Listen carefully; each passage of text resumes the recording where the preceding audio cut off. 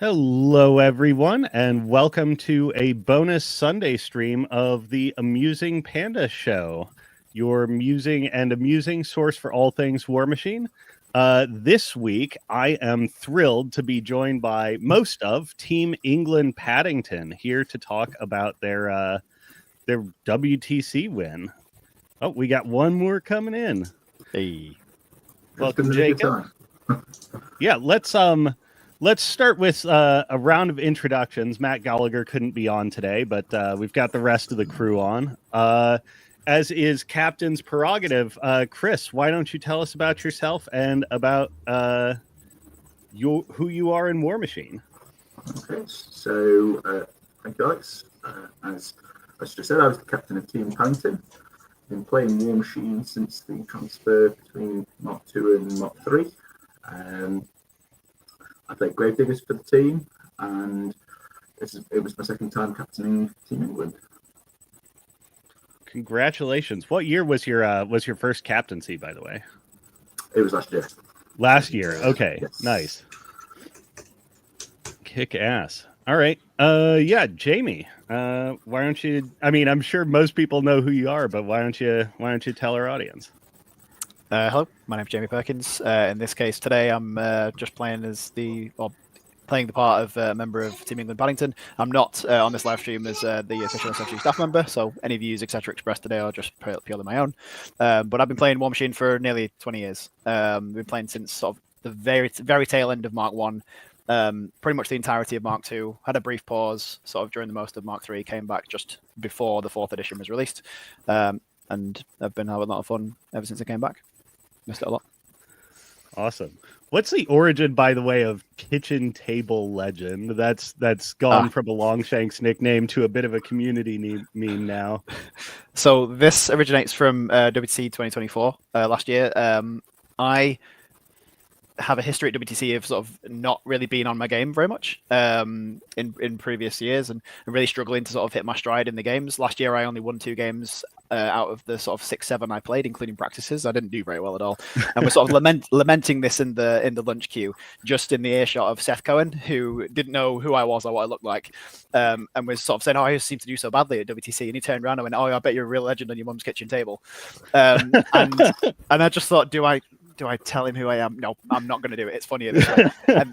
And then someone else let him know who I was later on, and he recounted the story during his own podcast on the Boca Brawl, which I then listened to and was like, I'm taking it, I'm adopting it, hence Kitchen Table Legend. Oh, brilliant. All right, Jacob, let's have you up next.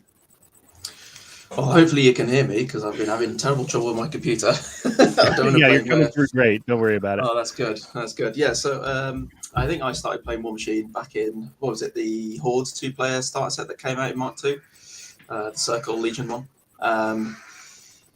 Dropped the game when Mark IV came out, picked it back up after a unsuccessful run in 40k, and yeah, I've just been playing Brian Willard ever since, really, and having a good time. That's awesome. It's a bit of the Michael Jordan detour through baseball right there. Oh man, and Gilvanash. Yeah, so Gilvanas, or you can call me Gilva. I'm easy. I've started playing at the start of Mark III. Didn't play very competitive at that point, and I think I started getting better at Mark IV. Yeah, that's pretty much it. getting better in Mark IV, says the guy who's gone undefeated 3 years in a row. Getting better. He was still beating lots of people in Mark III at the end of Mark III, just to completely clarify with his Infernals. He was still a monster back then. Yeah. Oh man. So actually, I'm first off, big congratulations on your guys' win. This is first for England, and you guys had a really intense path to victory over the course of the weekend with the teams you were playing and the matchups and stuff. So big congrats on the historic win. I asked Gilva this already, but has the high worn off? it's one of those things where obviously I'm back to work, and then now and then something will pop up, and it's kind of like little kind of bursts of kind of oh yeah, we did that kind of thing. And, so yeah, it's not constant anymore, but yeah, it's still sinking in some ways. Yeah, you catch the trophy out of the corner of your eye in the house, and then like, oh yeah, that happened, didn't it? That was like a week ago.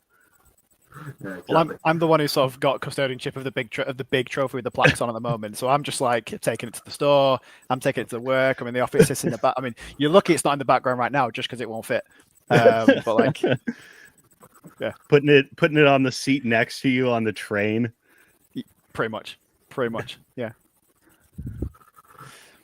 It was one of those things where we looked at each other, yeah, we'll take it home, and then we were like, actually, this is quite big and this is quite heavy. So we actually got room in the suitcase. This is a lot. Oh man.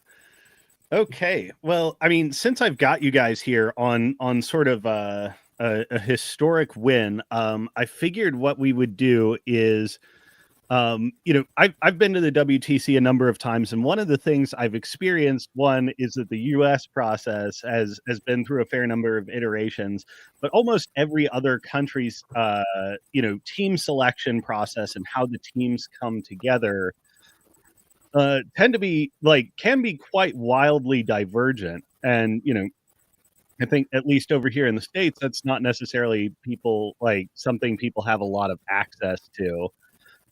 So I wanted to ask, I guess, Chris, we'll start with you. How are English teams selected? What's the process for you guys? So I'll run through kind of the whole kind of committee process as well. So after WTC, immediately, I started today. The committee goes up for kind of renewal, or kind of people want to apply for it.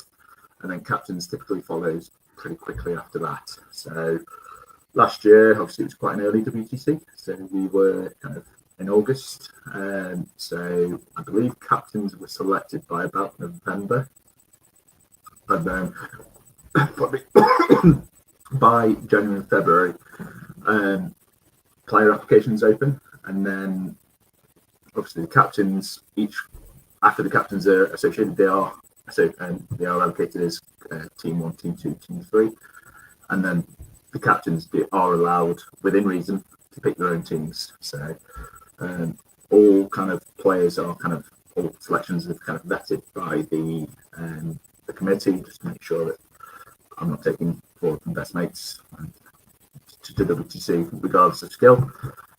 But yeah, other than that, we're pretty free rein to the teams that we want to take. Mm-hmm.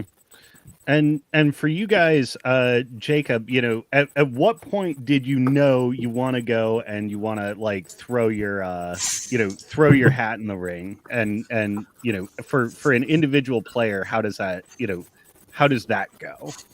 Well, I suppose for me personally, I wanted to go last year, and I was selected last year, but I had to drop out because my son was being born around the same time. So I thought it rude to travel at that point in time.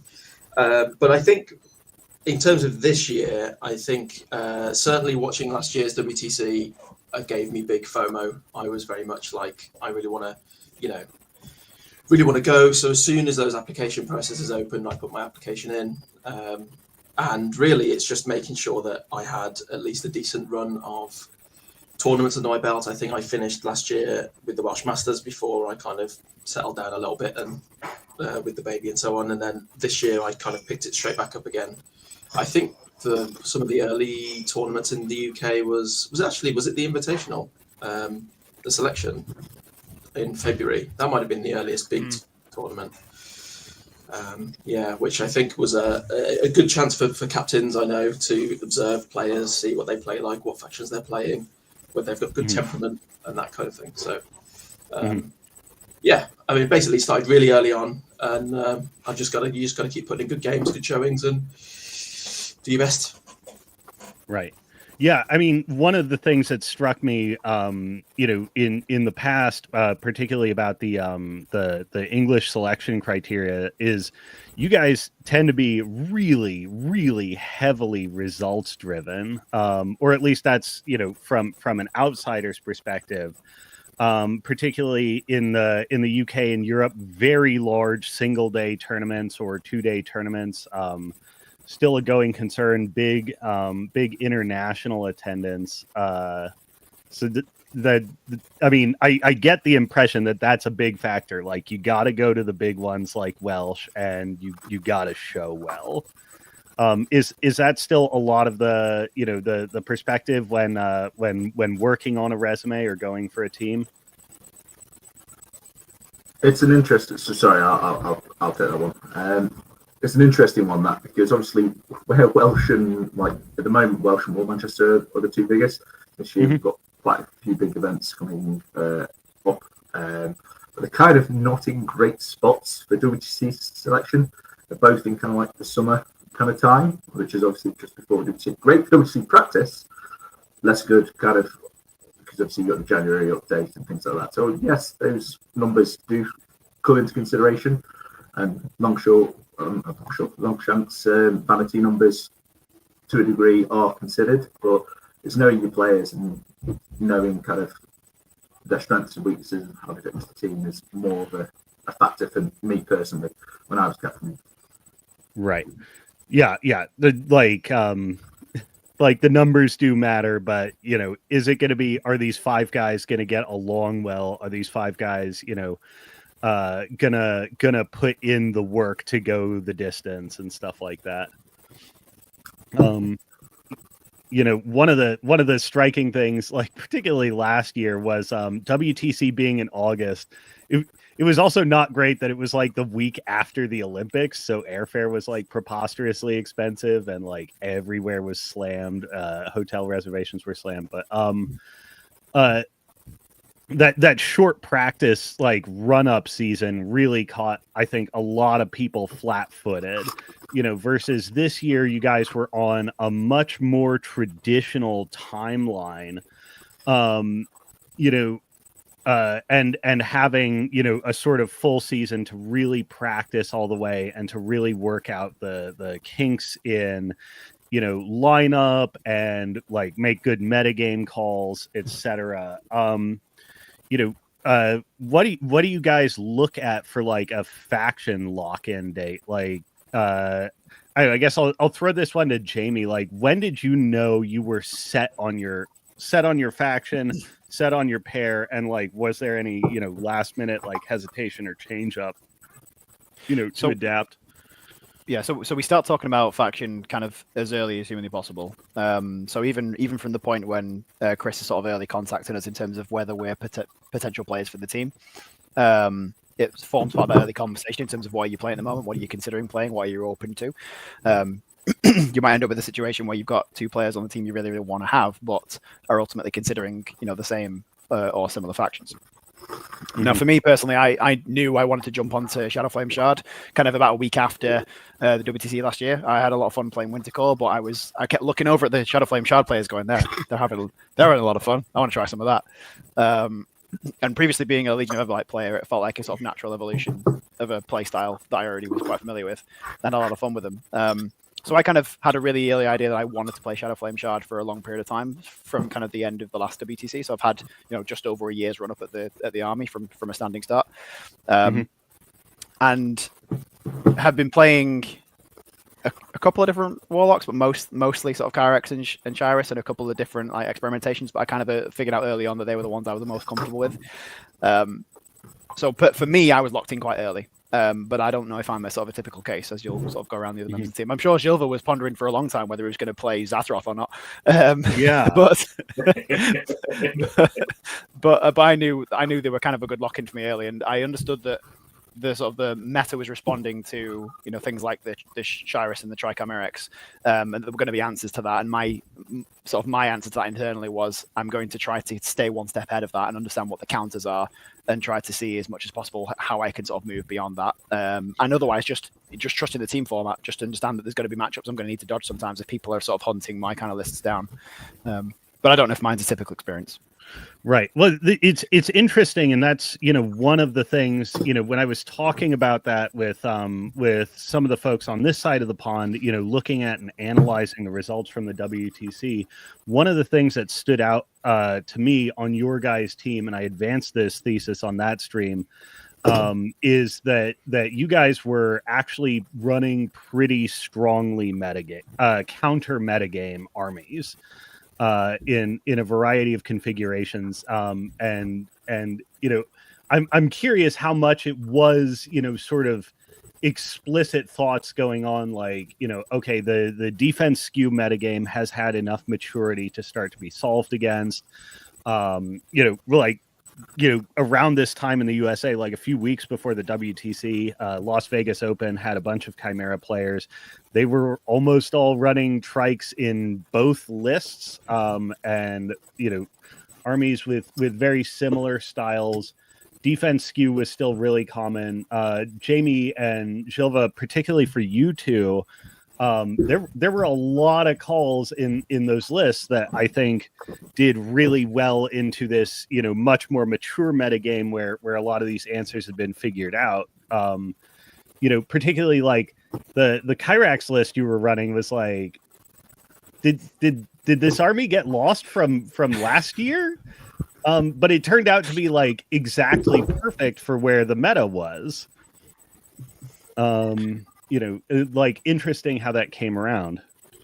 So that particular Kyrax list it's only been in existence for like you said, it kind of went into a time capsule because I was very much playing a different kind of Kyrax list earlier in the year, was experimenting with different things, trying to try Chimerics with it as quite a few other people did. But I was kind of noticing that for me, Kyrax was the off list. I played the start of the year where Kyrax was playing a lot of the games for me, a lot of the drops into a lot of different things. And I noticed more and more over the course of the year that Shirus was taking more and more of the matchups for me. So I went back and evaluated the Kyrax list and thought, okay, what is it actually taking on? And then I tried to just hone it in for those particular things. That's why there's no Paragon in there. There isn't a Trichimerics. There's a lot of sort of support and tech pieces missing because it's doing one specific thing, which was to go and destroy infantry hordes, and it's capable of destroying sort of high def infantry hordes if I need to. Otherwise, everything else I was prepared to drop Shirus into. So it was like that, but for a very specific reason. I guess the same character list last year, as you're referring to, would have been more sort of broad in intention, whereas it wasn't this time around. Right.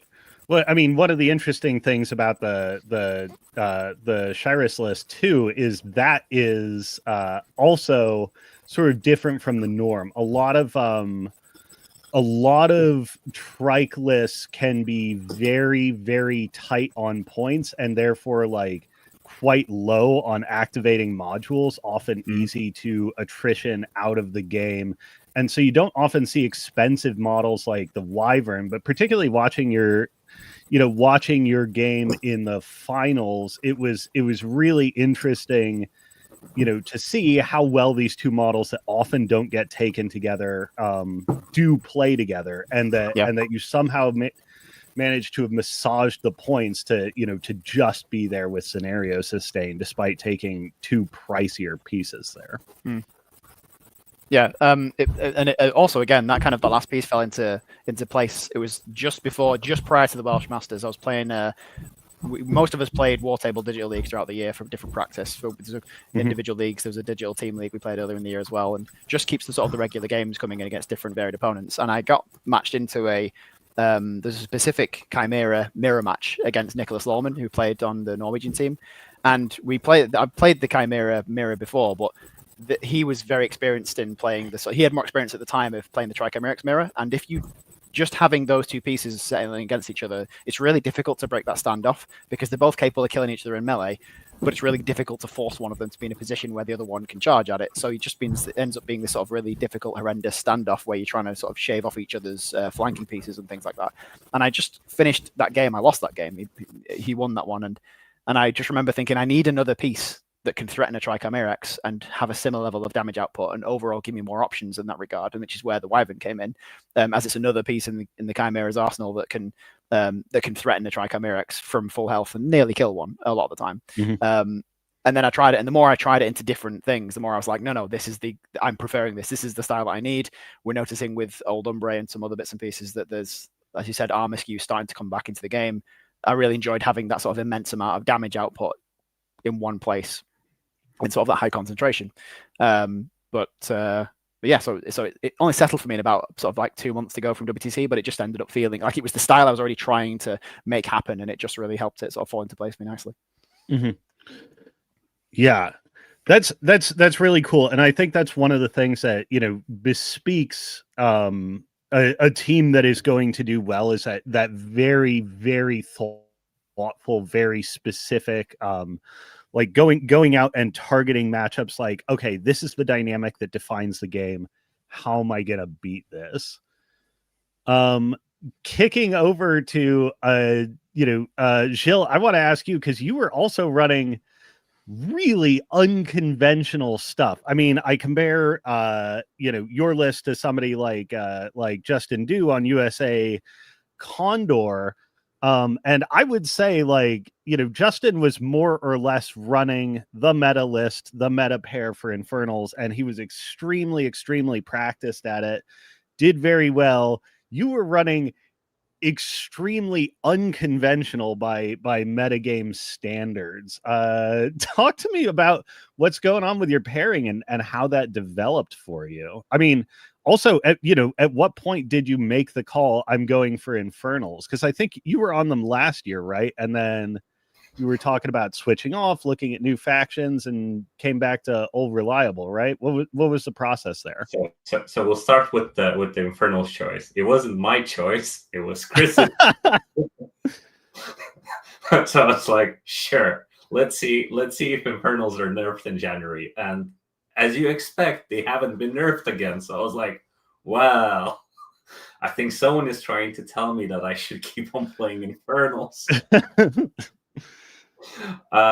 On the list selection, I mean, if you look at my previous year's list, the only difference I had for my Zad list is instead of a pig, I had not Stilla, an aberration. So I was like, yeah, I think that will work for me, because you see, as much as I feel like the meta is decided by players, and there's I've seen the American meta, playing the lists, but I was like, I mean, I've been playing this list for years. I haven't really found any problems or any difficult matchups. So to be fair, like even in this tournament, there wasn't really anything I didn't feel I can't play into. Mm-hmm.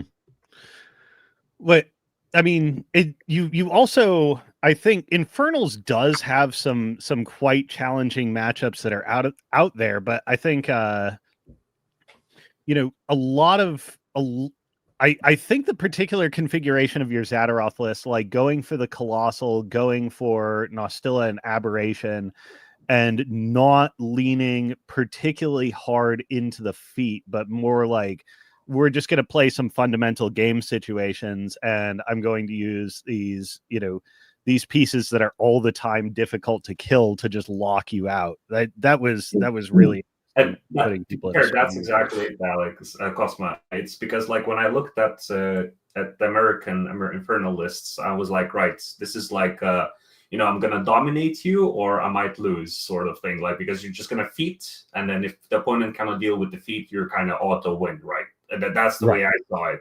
And I was like, it definitely works into certain lists, but then you're open more into counters. Like I feel certain, in my opinion, like certain factions will deal with this sort of approach, because you cannot just run everything in.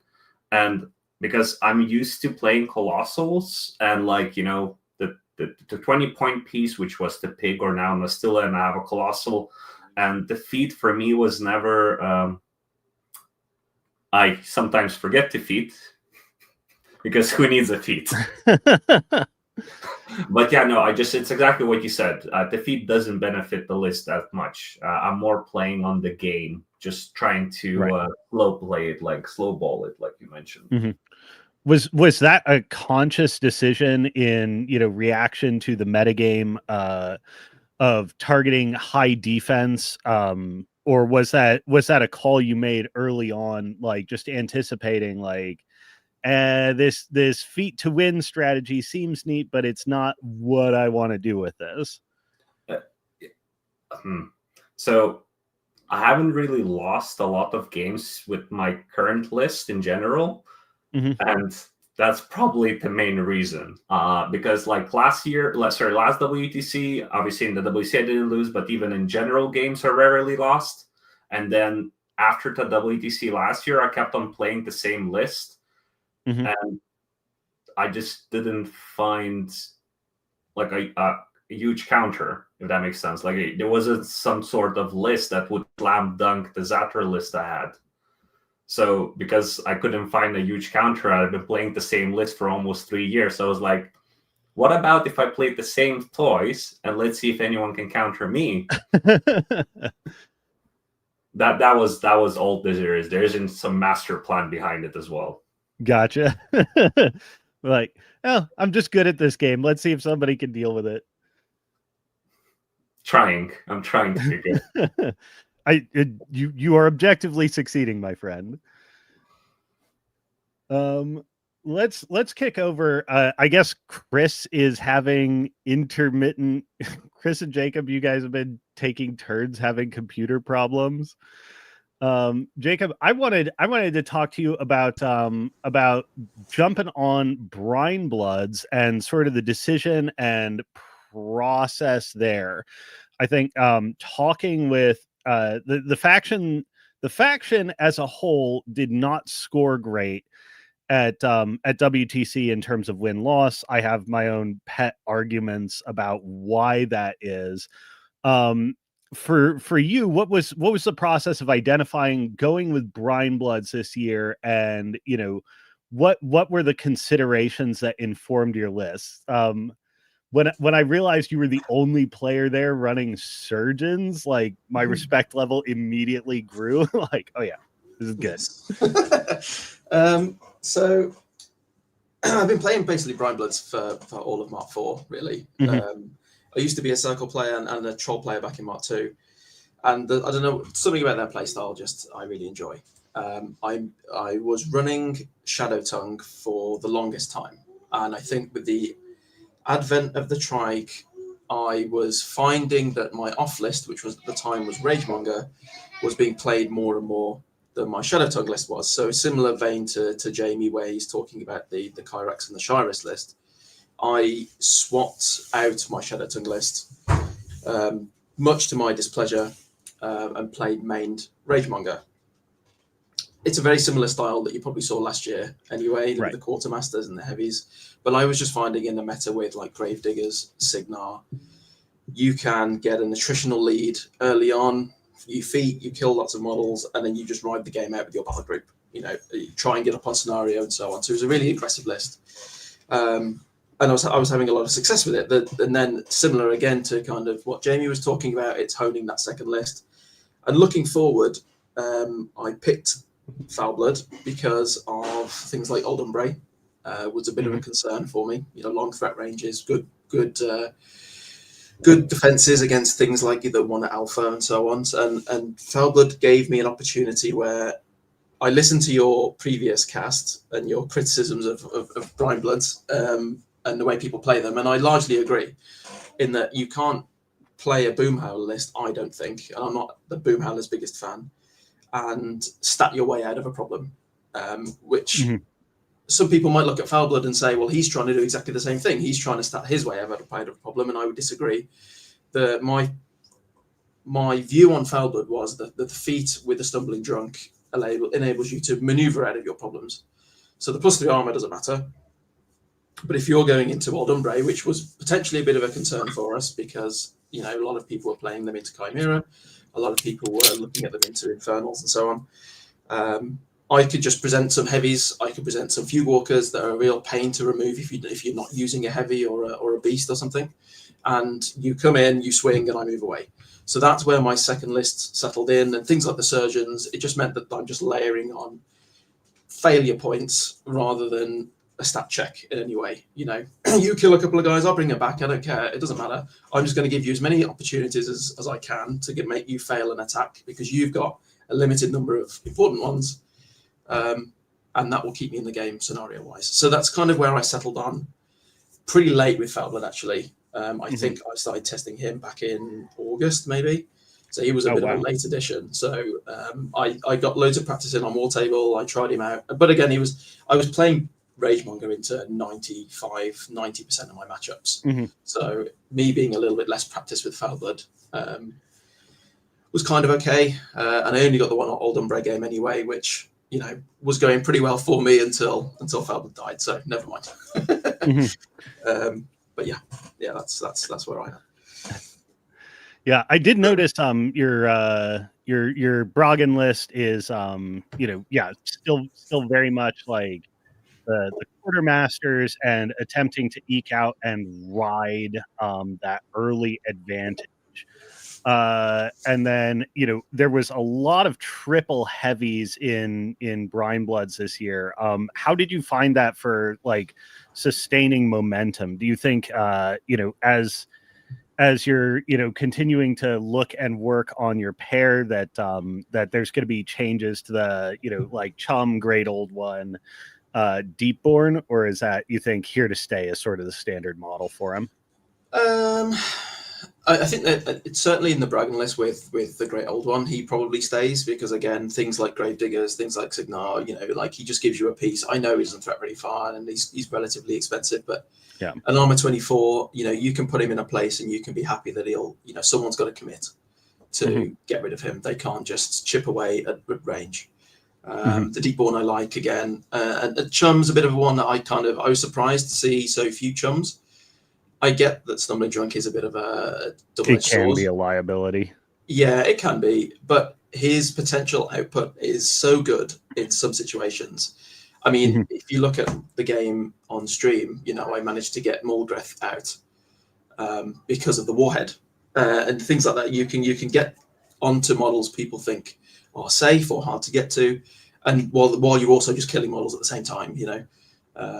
I one of the things that I kind of, the more I played, I early on I was putting Fortify on Chum a lot, but the more you play, the more you realize that Ragemonger is like, he's the soft squishy center, and so he has to have Fortify, which makes Chum a bit more of a liability, which is a bit of a pain. But I do like the 3 heavies. I think for scenario play, I think it's good. I think you just need 3 beasts because you need to be able to do work, and you need to be able to score, and you need to be able to contest, and so on. So I like the 3. Right. At least. Right, versus past iterations where it would be like basically all my work is coming off of the infantry, full stop. There's no consideration of anything else. Yeah, exactly. Some of these scenarios are so wide that you want to put a beast over here, you know, Braggon's here, and you might have to put another beast over here. And, you know, if you've only got the 2, it can leave you a bit open to, someone sticking a Colossal on one side of the board or something. Yeah. Well, it's interesting that essentially like you've got the list pair of Theseus there. Like, well, let's start out with Shadow Tongue. Let's replace Shadow Tongue. Start with Boom Howler. Let's replace Boom Howler. And like you're going for essentially the same strategy, but with different parts there.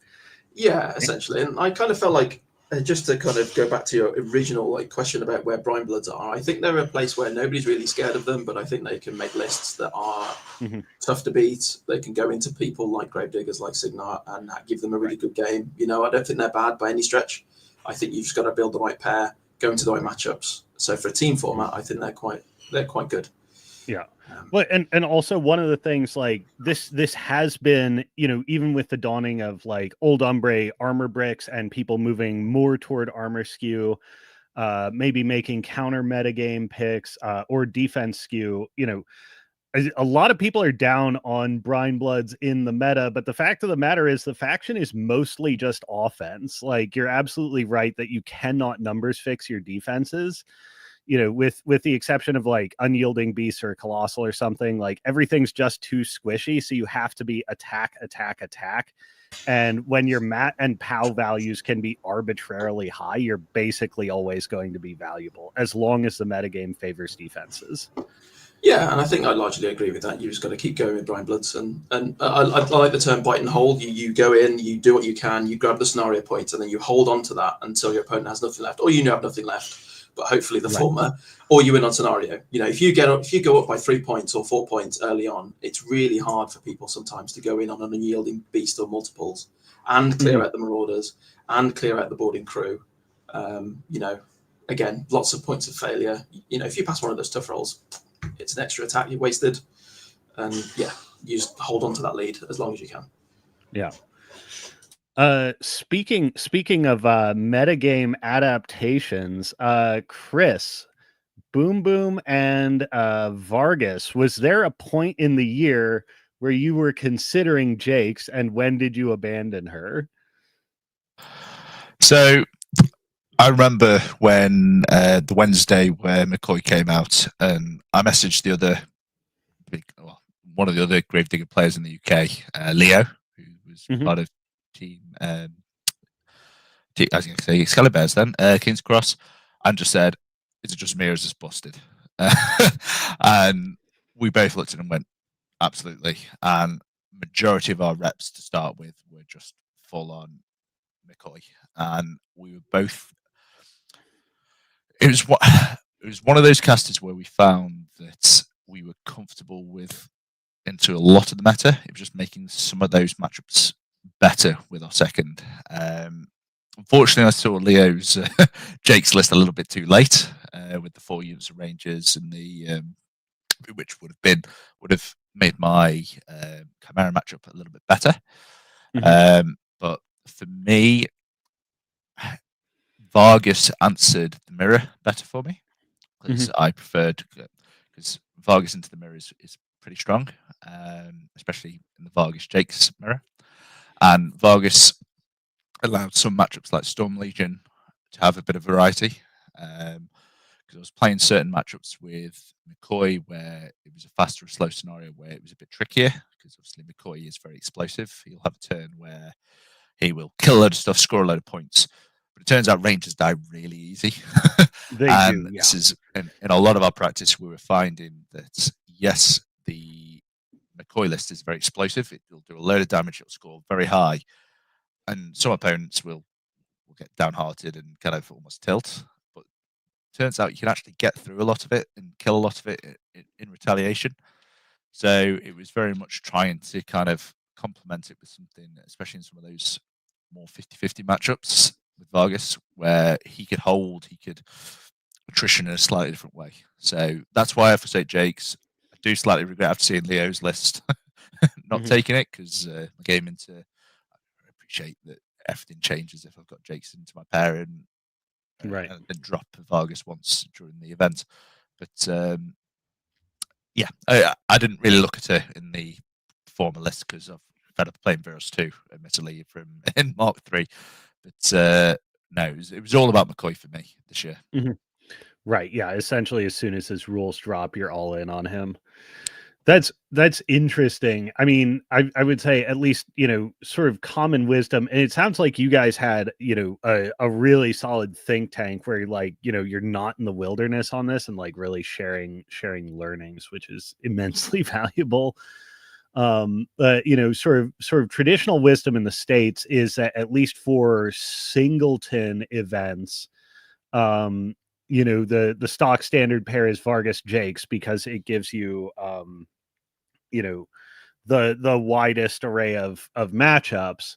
But I ran into Luke Rowan from Canada at an event, and he was running McCoy, and he's like, you know, my whole goal this weekend is get as much McCoy practice as possible, because, you know, I think in a team environment, like, you don't need to be a generalist as a Gravediggers player. And if you have the ability to just kill people or just overawe them if their list composition is wrong, that's far more valuable on a team. Do you think that McCoy is the generalist pair even in singleton, or if you weren't prepping for team, would he be in your pair? Absolutely. Absolutely. Okay, Yeah, interesting. McCoy, I believe, is kind of you see a lot of battle group heavy lists in Gravediggers. So you obviously Right, see yeah. Vargas and your Jakes, which naturally want to be battle group heavy synergy, and obviously what Vargas provides. And the both strong lists are, I'm not taking away from any pair of that.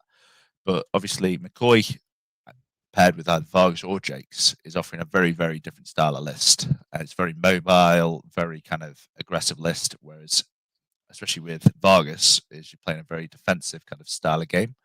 I mean, Right. Leo is very much the same view and only lost against Olaf playing when he played Jakes.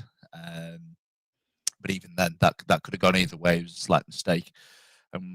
Europe has started to embrace kind of McCoy. You've got the kid in Germany. His Mhm. real name escapes me at the moment. Robin. Obviously running, Robin. Yep, sorry. Embracing McCoy as well. It's just a very different style list, and obviously in those matchup processes as well, it does. Personally, I feel it creates more of a decision for your opponent, especially since you've got something like a armor stack with Vargas, whereas a list that's necessarily quite good into Vargas and good at dealing with armor, it's probably still pretty good into Jakes. It's going to Right. be 7 to 8 Jacks. It's not necessarily going to be good into 3 units of Rangers, 2 units of Commandos, and try to kill loads of infantry. And obviously, as we all know, Rangers is they're good at killing lots of different things, with the exception of maybe 30 mil infantry. So obviously, being able to do big CRAs, small CRAs to take out armor targets, or kind of Yeah. spreading shots out to kill lots of different stuff. It is a very effective list, and obviously, people don't underestimate kind of the melee output of the list as well. So, kind of infantry going speed 9 is, and then charging it power 12, 14, 16 potentially, and the commandos doing very similar is very scary and offers lots of different varieties of play. Mhm. That's just real quick in the chat. sounds like you're moving models already.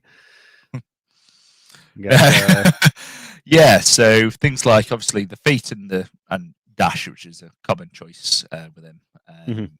just make things very, very quick. But fire for effects Right. can't be overlooked. So putting it either on Franks for POW 18 fully boosted Right. sprays, which is delicious. Putting it onto things like Glover for both barrels momentums, or both barrels brutal damage, is very good. And things like inhospitable ground. Yeah, there's matchups where it does nothing, so your chimeras, etc. But brines and kind of Storm Legion, and Orgoth can still be pretty effective. So taking threat range off things like Horish, where everything's speed 6 or 5, it can be pretty brutal. So its toolkit is deeper than it initially looks, and obviously his own gun, fire for effect on Right. himself, is very good as well. Right. Yeah. And that's one of the things that can often be deceptive about a caster is when, often when people are assessing a caster, they're looking at like, okay, this makes this better. Like they're thinking explicit combos versus when what a caster does is mostly like tactical, like it's how the pieces move and sit together and dynamics that it creates. That can be a lot of less than visible power that people overlook.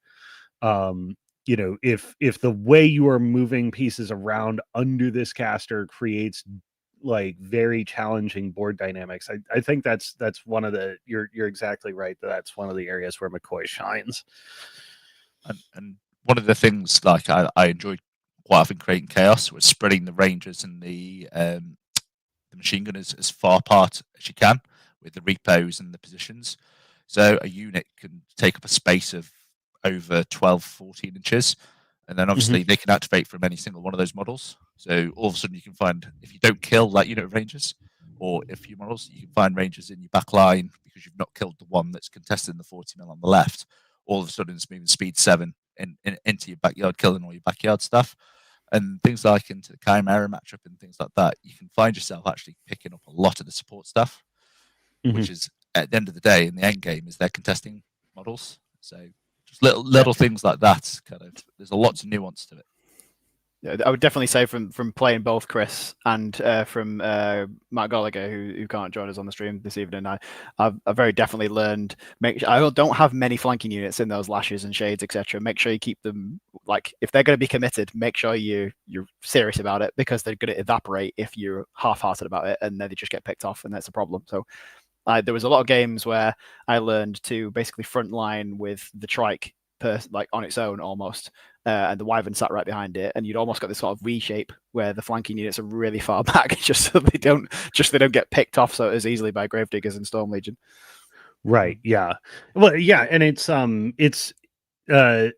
last year the scenario packet was such that a lot of the games were dictated by, like, the results of games were dictated by flank collapse. Where you would lose the ability to continue to interact with scenario on a certain side of the board. And this year has been, since the packet has remained relatively similar, become more and more retrenchment on playing carefully and playing for longevity so that flank collapse doesn't happen. But when you are facing down like quite long reaching guns that have, a wide profile of models they can remove, it does enforce, especially for a faction like Chimera, where all your models are so expensive. You just have to be really, like, a really jealous steward of what you have. It requires adaptation, and, like, if you just go on autopilot, it's going to be a disaster. I mean, a great example of that was in my last game against Sven Scarfax, where he positioned, I'm trying to think of the Jack with Magnus, Invictus, in a completely reasonable spot in the middle of the board.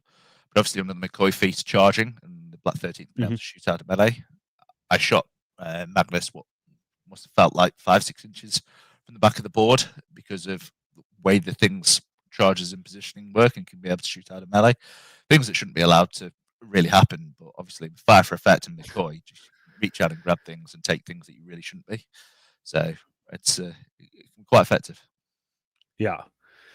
Oh my God. Yeah. That actually brings me into, something I'm curious about, because this basically happens, like, at least for me, every time I go to the WTC, I either, discover, like, some matchup was much better or much worse than I thought, or, there's just a game where, like, because it's,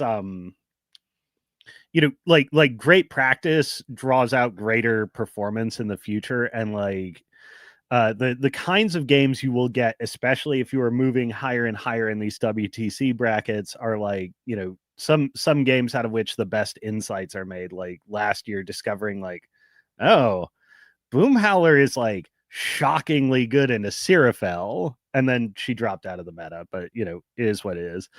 We'll go around the horn here and start with Gilva. Like, what was your biggest discovery of the weekend? Like, was there a particular game or a particular matchup that had, like, the light bulb go off in something, or, like, any particular experience where you, like, got a new insight?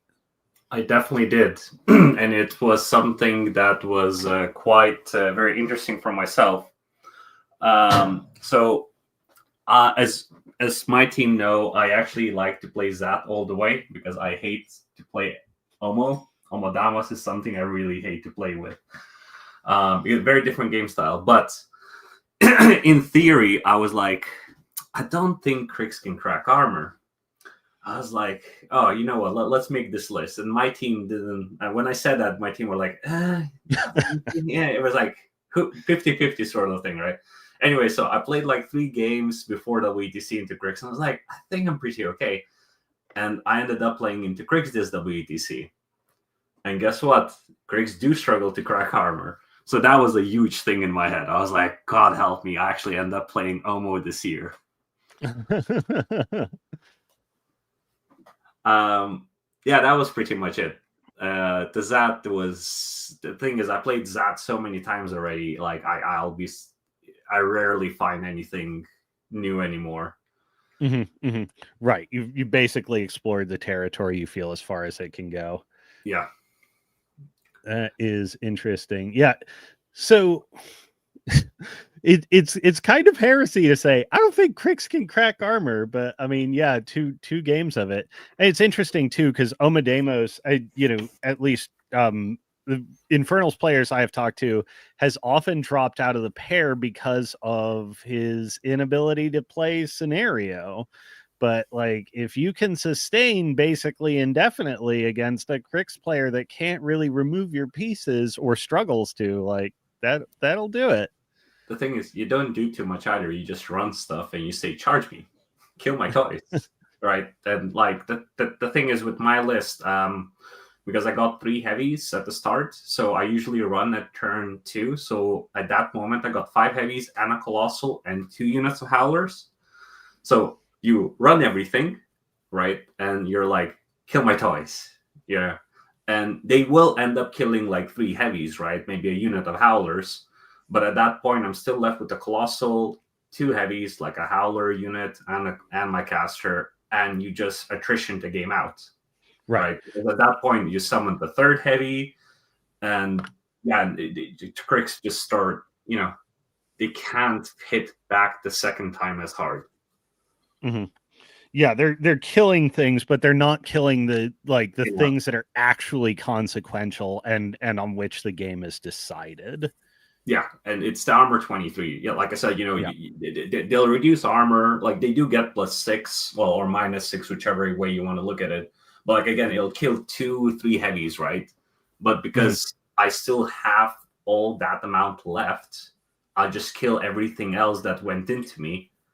And that's probably like 40 or 50 points of Crix, and they just don't have any more to give. Right. But it's also, I mean, it's also challenging, like this is not necessarily an intuitive strategy to pull off, because you have to have an understanding of the fundamentals and what is actually going to decide that game. I think a lot of people might wind up misprioritizing it and vanguarding with the wrong models in a lot of cases. So I've got to jump in for a second as well, because what you're encountering right now is something we've experienced for the last couple of years, which is Gilva's explanation of how this is going to work. So, because we know it in his head, he knows what he means when he says Crit can't crack armor. But when he introduces the rest of us to that concept, even in the team chat, the rest of us were like, I don't understand what you just said. It's like that's not what, and then he'll play the game, and then he'll win. Like very convincingly, and then go, see, Crit can't crack armor, and we go, Crit can't crack armor. All right, yeah. But obviously, there's a lot more detail to it. But he doesn't let us in on that fact. He just keeps it to himself. Yeah, well, my brain works in a weird ways. It's fine. There's some interpretation required, but we just trust there's a plan there, and usually there is. Right. Well, that's one of the strange things about how a lot of knowledge in this game works is like. There are sort of orthodox or metagame tactical doctrines, and then there are pieces of information like lurking in individual players' heads that are like almost not articulable because they're relying on so much like stacked up like positional understanding of the game and like things that don't occur to you in language, but you can execute on the tabletop. And like it's a challenge to get that, expressed and out to people. Like this works, and it works for, like reasons that aren't, traditionally articulable. History, particularly the history of philosophy, has a massive bias toward the articulate. And I think, War Machine metagame, best practices and common wisdom do as well. Indeed, all of what you said. all of what you said. That's how I think. No, And my- and it's my very feelings clear that are- you do I'm not really think big that fan way, of and I'm them. just trying to like make people understand. Here's how the mystery man works. I was going to say that's probably the best explanation I've heard. Whether it's true or not, it's a different kettle of fish. 'Cause as I say, like any of my teammates could have gone 5-0 that day, but Jamie and Zil, you could not get two polar opposite ways of getting to that 5-0. It is it's Yeah. a bit of an enigma. Yeah. What I always had that about like my team captain last year, Sean Hopkins. Him and I basically have opposite philosophies about this game, and we're both kind of like, in our heads like, ugh, you believe that? That's like completely wrong. And like we're both successful, like how? But yeah, that sort of thing happens. Jamie, what was did you have a big level up or like learning moment at the WTC? What was your top discovery this year? Very definitely. So I had organised a practice game with Travis Marg for the Friday evening, and mainly because me and Travis have known each other for years. We work a lot of shows in the USA, but we've just never been able to play a game. We talked about being able to play games. So we're like, no, we're going to play one. We're going to play a game. It's going to be at WTC on Friday. And at the same time as well, there's not a ton of Crix players in the UK. There's some, but there's not many. It's definitely an underrepresented army. For practice, this was useful nice to do and also helpful. And the style of Crix list that was being run at the WTC is also not particularly familiar to us very generally. In terms of like, we'll see, for example, like a Sepsera list that has the 5 or 6 units of Mechanothralls and is there with the lots of bodies. And then a lot of the WTC Necrofractorium lists were a bit more techy. So you'll almost always see the 2 units of Sludge Thralls, but then sometimes also Night Terrors, and then sometimes also Brute Thralls. And you'd see these sort of pairs of other more techy units that were following up Criterions as well, and not so much of the swarms of Mechanothralls. And up until that Friday, I'd intended to run Kyrax into Necrofractorium in intention of expecting to see lots more bodies and be able to take them off the table. And then Travis kicked my head in on the Friday night, like quite handily. It wasn't difficult for him to do so. And I was like, okay, well, that throws that plan out the window, I guess. New things learning. I was like, Chris, I'm playing Charis into Necrofactorium. I actually think, having played that game with Travis, that Charis is also the correct drop, and I'm going to have a much better time there for XYZ reasons. So we did a little session on the spreadsheet that evening, changed a couple of numbers around, and was like, okay, this is probably fine. Here we are. Some of them stayed the same, but still feeling either even or positive. I'm going to drop Charis into them. And then that ended up becoming very relevant for our second round against Canada Terry Fox, where I played the Necrofactorium player who had a Sepsera list that wasn't terribly dissimilar to Travis's. And then I won that game pretty much as a result of that practice on the Friday night. So if I hadn't played that game with Travis, then that could very well have been a very different experience for us. Yeah. We got Travis in the chat too. Yeah, that's that kind of last minute practice. Like, boy, is it better to learn that lesson like 14 hours before the tournament than in like round 1. Yeah. Oh man, yeah, that's a good. It's interesting how much I just a little digression here, but it's interesting how much metagames can be shaped by like particular personalities or like regional constraints. It's very easy to talk as though like a metagame is some all permeating zeitgeist, but there's classic examples like East Coast War Machine is different from West Coast War Machine, or the Crix players we have here are playing this and not apparently what the rest of the world is playing. What would you, and like anybody jump in on this if you have something, but like what are some idiosyncrasies of the English and greater UK meta that people might not realize, or that you guys didn't start realizing until you were at WTC or reviewing lists at Listlock? I think the big one for myself was kind of obviously having very kind of Eurocentric Infernals experience, looking at the Infernals lists that you guys were running. like running the infantry heavy with the Dark Sentinels and stuff like that, we kind of had to kind of scramble to understand what was happening there. Mhm. It turned out that we were actually happier into US style Infernals than we were Zil. That could be a Zil problem, not a not a list issue situation. But we felt like accuracy cracking wasn't really an issue, but we were pretty concerned about that.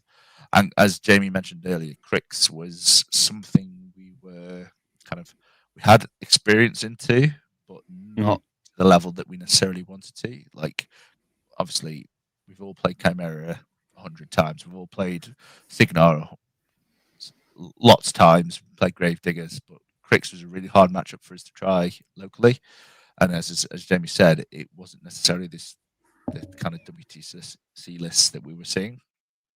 And obviously, making sure that kind of Zil, Jamie, Golly, Jacob was having the experience into the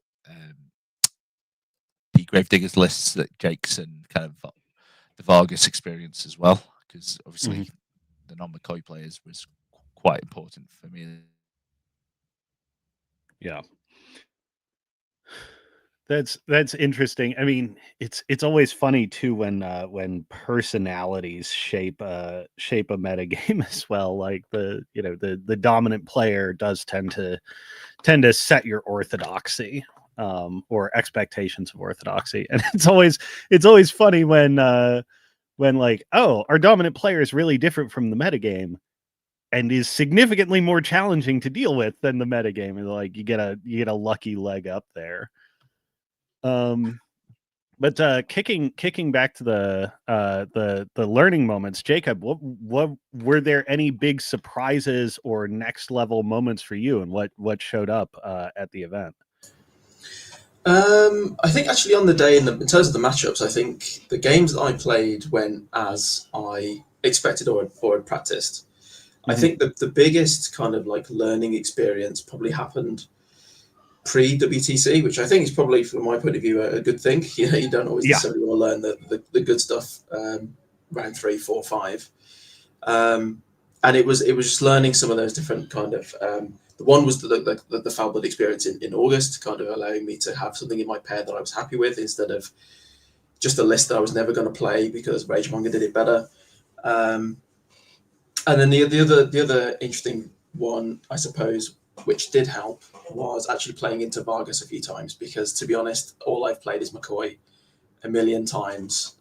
And so actually getting a game in against Vargas a couple of times was actually really helpful, because I did play to Vargas, I think round 2 or 3. So I'm normally quite comfortable with Gravediggers, but like I say, I've played a million McCoy games. So it was nice to not have to play speed 9 plus cavalry charging models.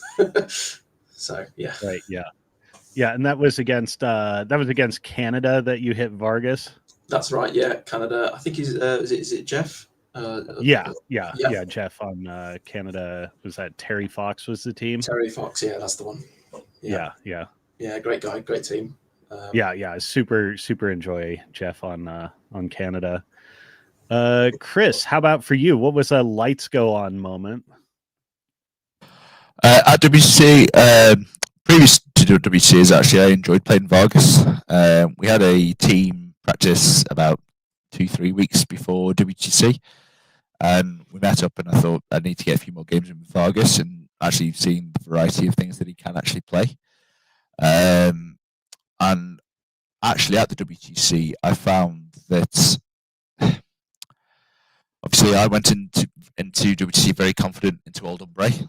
I'd played into quite a few different matchups, and McCoy is general consensus one of the best matchups into Old Umbre. Obviously, I lost one of those into Curry, mainly due to my own mistake. Against Curry, I got a bit greedy with McCoy, which let Galena disappear, and I probably could have played attrition on that game. So kind of not getting kind of suckered into these kind of very reasonable assassinations, which I didn't really need to go into it really. I don't know whether kind of sometimes you play into some of these kind of superstars that you kind of watch online, kind of playing from when you started, like your Corries, your JVMs, and things like that. When you start playing, kind of gets into your head that much. I don't think that's really the case anymore. But kind of, I saw an assassination which felt reasonable. Boosted 8 effectively needed, but I tried to take some extra shots, and in a moment of madness, and unfortunately it didn't happen. So, but yeah, it's that, and kind of understanding kind of how the team can pull together into these matchups. Like you've got, I know Jacob and Matt didn't necessarily get the same results as Zilver and Jamie, but on a different day, kind of you look at any of the matches they played, they could have quite easily been wins. So Right, yeah. kind of due to kind of a small mistake or kind of unlucky rolls, we could have gone 5-0, or kind of they could have been having the wins and I could have been having the losses, or Zil or Jamie.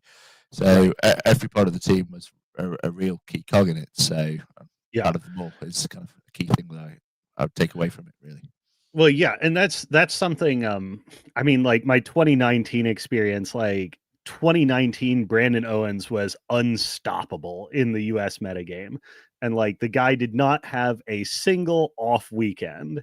You know, nonstop, like kick the crap out of everybody, kick the crap out of all of his teammates because we were all West Coast going to the same events. Most of us had a bad Crucible Guard matchup, and then we get to the event and, like Aaron and I are getting delivered into like all these, like generalist matchups, or like, okay, we're going to assassinate our way out of this. And, just on the weekend, it did not come up for Brandon, but, he was key to the team, but we thought we were going to be riding his coattails through that event. And it is an interesting thing because you have to not be wedded to any particular round going a particular way, because you do have these matchup games. Was there a like an aha moment or like a level up moment for you as a captain this year?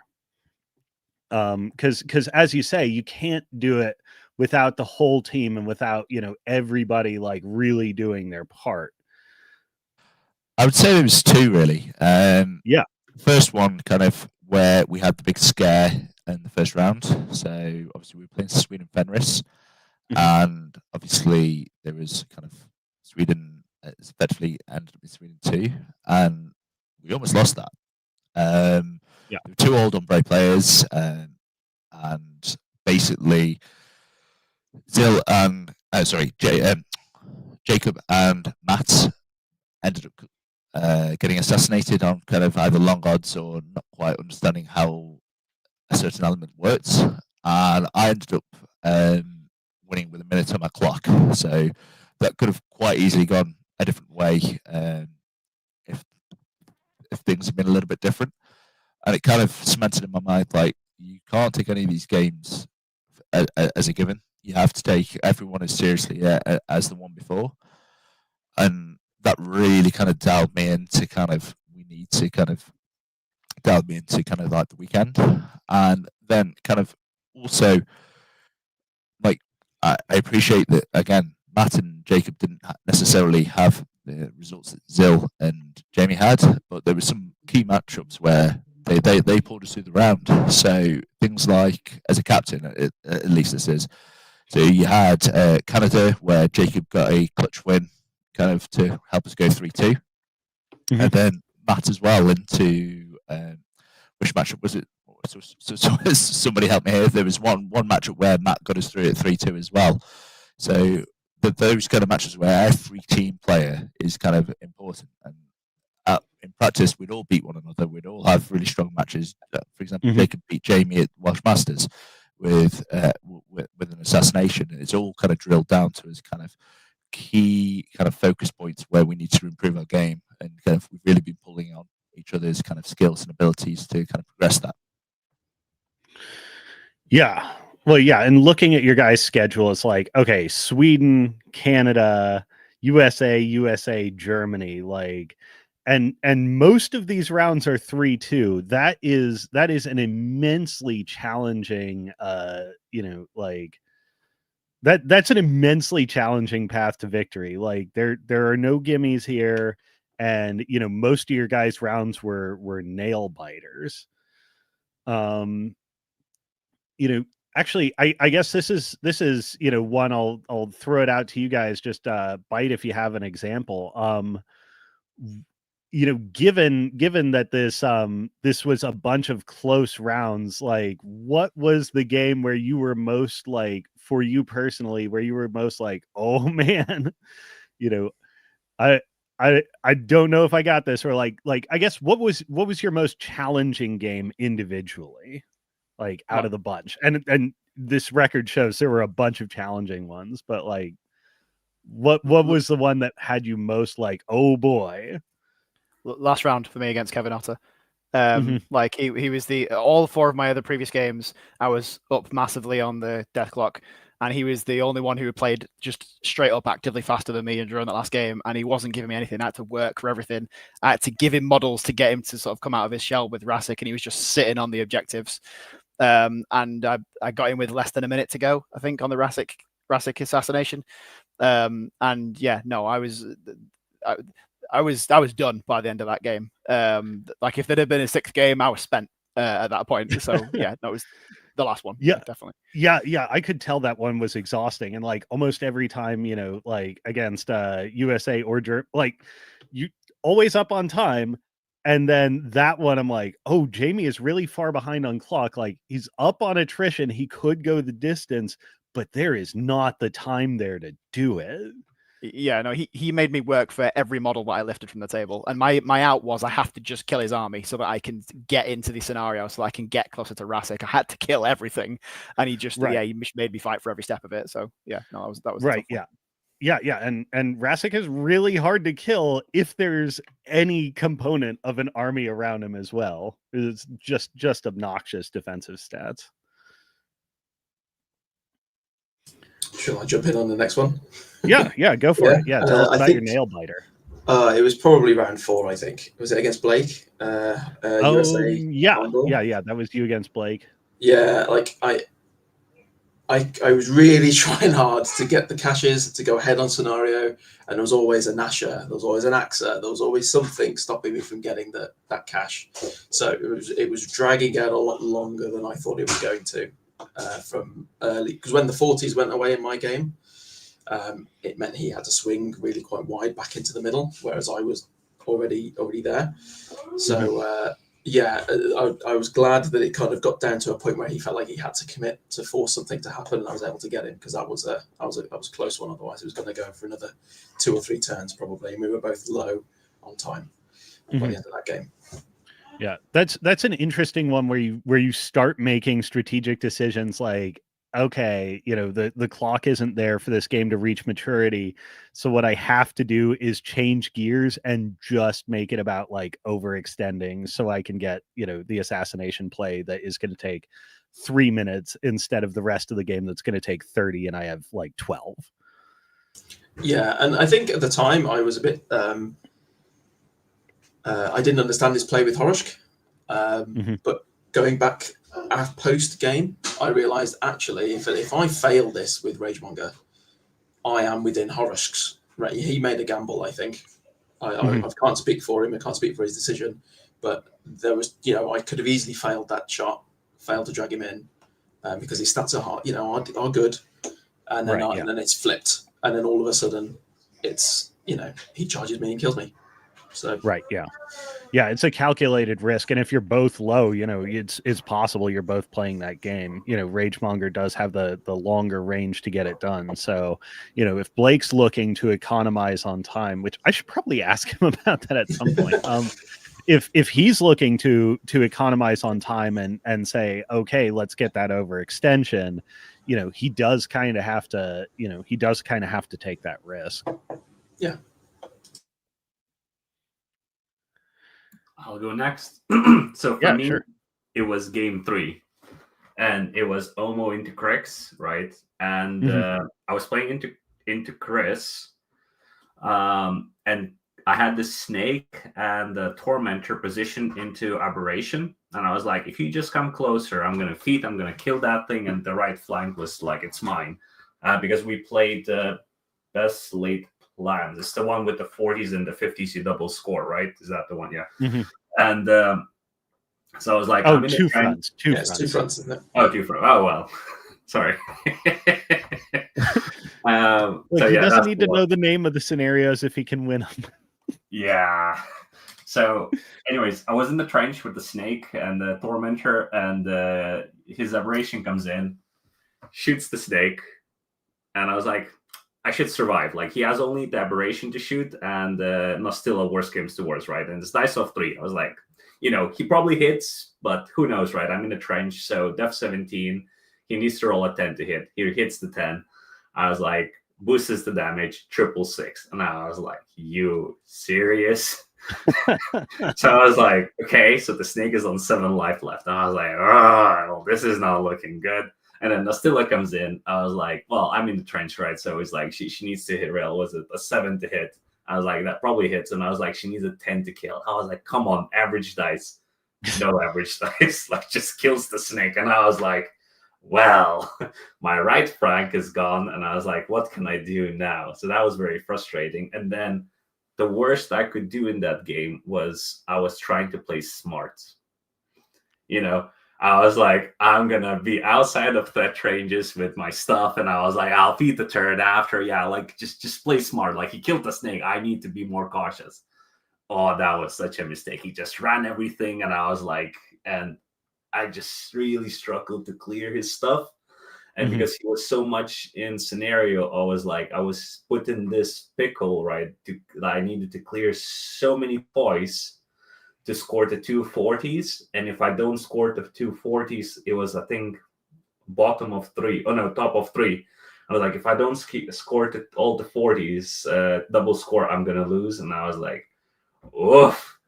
And it was like to the last dices, managed to score it. And almost cleared the whole board. And I was like camping 1. And the only option Chris had at that point was assassinating Omo. But it was a very hard assassination and he didn't do it. But that was the hardest game for me. That was like the closest I had got to losing. Right.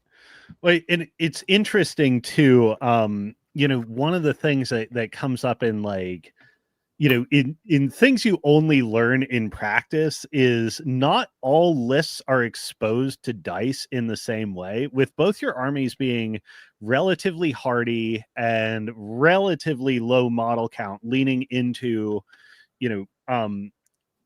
certain aspects of durability, being like mostly boxes and armor. Your exposure to dice running an army like that is actually really negative. In that your opponent high rolling can be really, really bad for you, but your volume of attacks like isn't always there to take advantage of variance in the same way. 100%. And 666 does it. 666 does it. That's the way right, I see yeah. it. No, yeah. When somebody 666s you, like it can cause a plan to enter a tailspin, especially if you lose more of your finite model count and volume of attacks than you were initially prepared for. It can leave you in such a hard position to, like, for instance, claw back on scenario when you just get jammed. Exactly, 100% that. Like, I think if he didn't kill the snake, a completely different game. Like, completely different. Like, I think a much easier game. But the moment he killed that with rolling good, that was like, okay, this is a problem. Right. Yeah. And it's also one of those skills that I think, is necessary to go the distance in WTC, is like when you get hit by variance, being psychologically prepared and, to self-stabilize and say, okay, I just lost crucial resources. Like, I need to really lock in and change my play around the new reality. Oh, 100%. And I think that's the key thing. I think at the top tables, in my opinion, is just not lose your thinking. Like, just stay calm. And I think that's really hard to get. I think it just comes through experience, like going through those big tournaments, playing those good players, getting in those specific scenarios when everything went absolutely bad. And yeah, it's really hard, I would say. I think this is probably the hardest thing in War Machine, just staying cool when things went very south, when least expected. Right. Yeah. Yeah, because I've definitely had games like I've had games where I've like kept my cool and it was like, that was exactly what was needed. And then just sometimes we're like, Kane double ones both his pistol shots and double ones the calamity. Suddenly my internal chill goes away and it was time to pivot the game plan and I just didn't. Yeah. 100%. And as you say, like it's only something you can pick up from experience. All right. Chris, how about for you? Give us your top nail biter out of your run here. Well, if you don't mind, I'm going to do a bit of a two-part here. Yeah, go for it. Fire away. Obviously, with the against Sweden Fenris as well. To start with, I got very low on my clock, which Jamie very kindly reminded me after every game with me having sub 3 minutes left on my clock. I'd had a typical McCoy feat turn where I'd spent 25 minutes killing the majority of my opponent's army. However, very, very short on my clock, so I had 12 minutes left, and I was having to really capitalize on kind of like him not having very many models, so scoring a lot of points. Obviously, kind of, I'm trying to remember the scenario. Payload is not a particularly live scenario, so my attrition advantage didn't necessarily equal a huge scenario advantage. Right. I was up, but my clock was did pay the price. After my feat turn, I think I had 12, maybe 14 minutes left. Mm-hmm. My opponent had lost a lot of models, but he was left with kind of 2 or 3 jacks. And it was really kind of key, kind of quick, concise play to make sure that, and kind of contesting play to make sure that the game did not run away from me. Mm-hmm. I was slightly benefited because Martin, who was a lovely opponent, kind of was feeling my clock pressure as well as kind of, even though he had 20 minutes left. Because obviously I was quite pressured in trying to play kind of efficient game, but my opponent also was picking up on my emotions, which high emotional intelligence. But sure. He really didn't need to. Yeah, sometimes the empath thing backfires, and even though you're way up and you should be just like, nice and cool, think I'm gonna have me a beer, and like you suddenly onboard what's going on with them, and like you're not as careful as you should be. Yeah, which really kind of turned up the dial in my head that kind of you need to be playing this quicker, especially kind of against an opponent who wasn't that kind of empathetic and was picking up on my feelings, and then needs to really kind of dial that up. And then the last game was actually one where I didn't kind of win. My opponent lost, which was the finals against Germany, where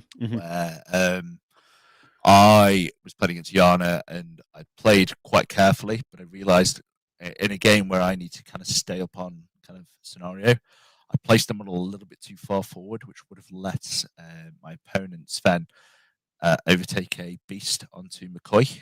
He could have got one beast on me, regardless, but that assassination was pretty ropey. This is after I'd killed Magnuson and Victus. But by putting a model in to contest my cache meant that he could overtake off this model into McCoy, which was quite a bad situation for me to be in. But luckily, kind of the way partially what I'd done, mainly down to a misplay from him, unfortunately for him anyway, he'd spread his army quite wide, which meant that where Yana had to be meant that the feral who had rush was 18.1 away, which completely took the assassination off. So again, it's kind of keeping your head screwed on and kind of making sure that kind of you're playing the right kind of game. And as I say, I felt terrible, Sven, because nobody wants to lose to kind of that kind of small mistake, especially when Sven's one of the best K-Door players I know. Anyway, Scarthrex, and just a small mistake like that can cause the game. But obviously, pushing him into that kind of situation kind of did feel good in the sense of kind of positioning, and kind of those mistakes are more likely to happen. So, Yeah. You know, it's interesting because there's when you're having close rounds like this, round after round after round, you know, the stats on the web don't necessarily tell the same story as the details on the ground. So like, you know, of the 400 games, 228 were decided by scenario.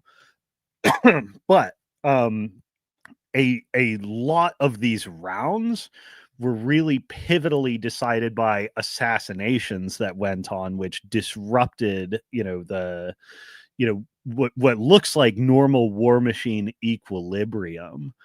You know, do you think that well, first off, you know, how did you guys start, like, because another thing that I will observe looking at your lists is your whole team, even if it's not like an assassin list, everyone on your team is carrying a list that, you know, is pretty good for playing the game, and as a backstop can just try and kill a caster, and be quite competent at it.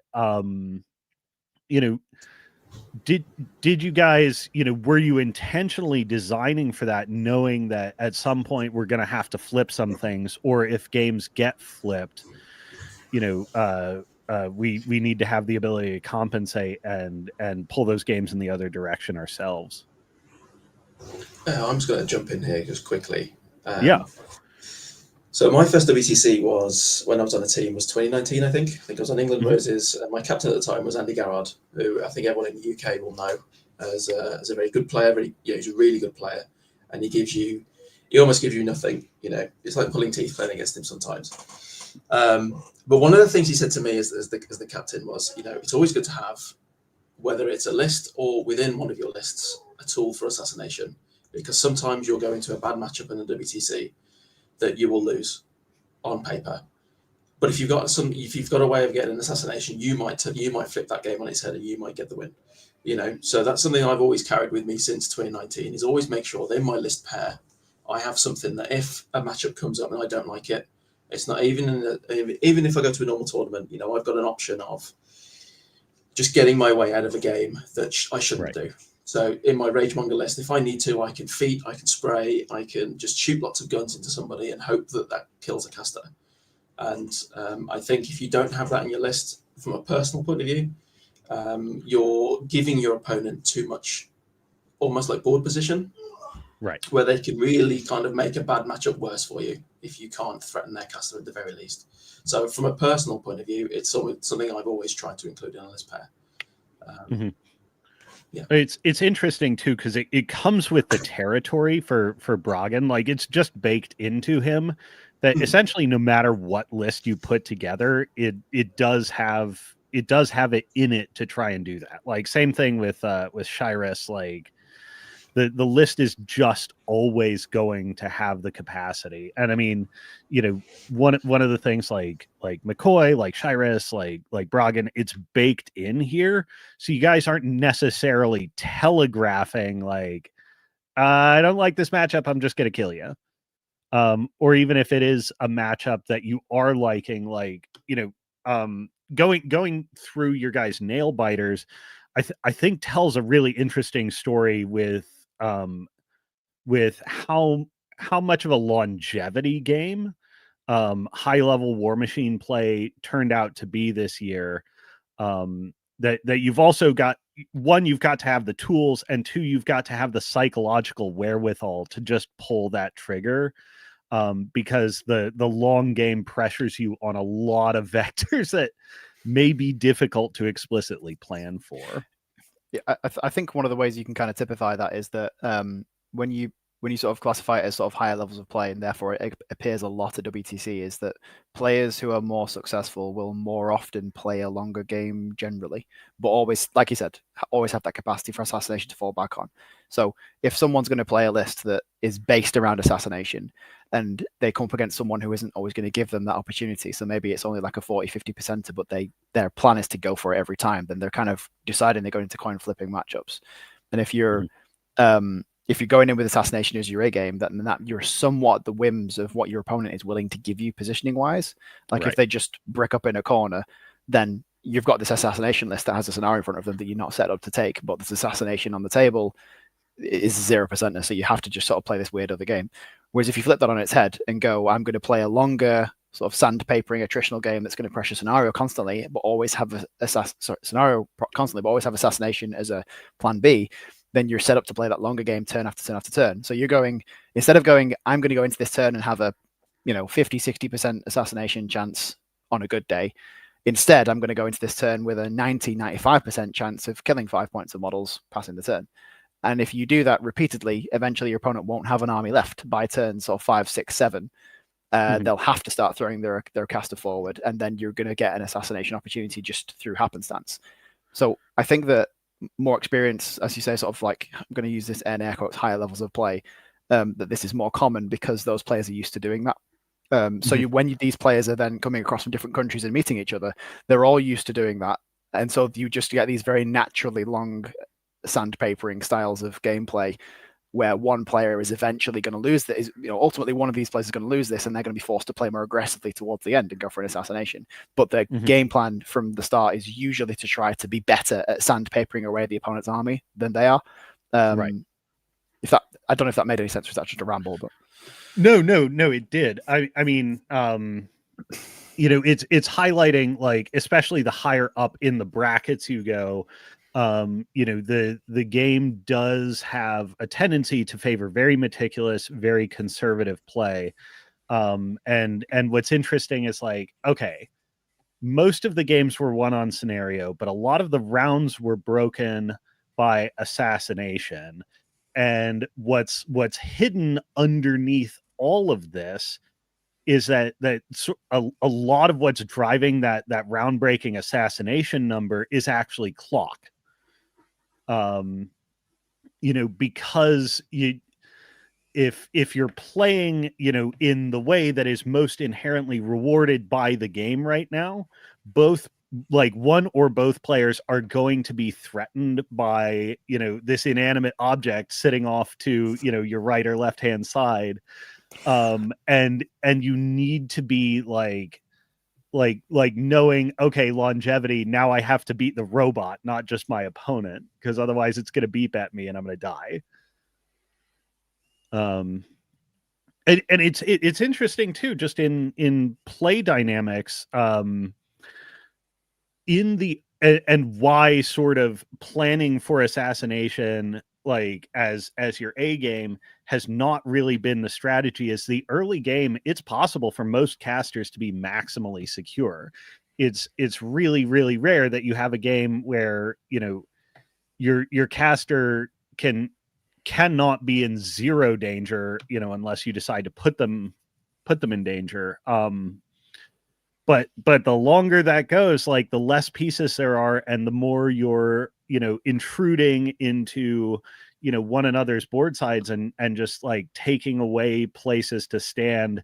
Like, there's this calculation game that goes on where you decide, like, how unsafe can I tolerate being? And you need to do that for advantage.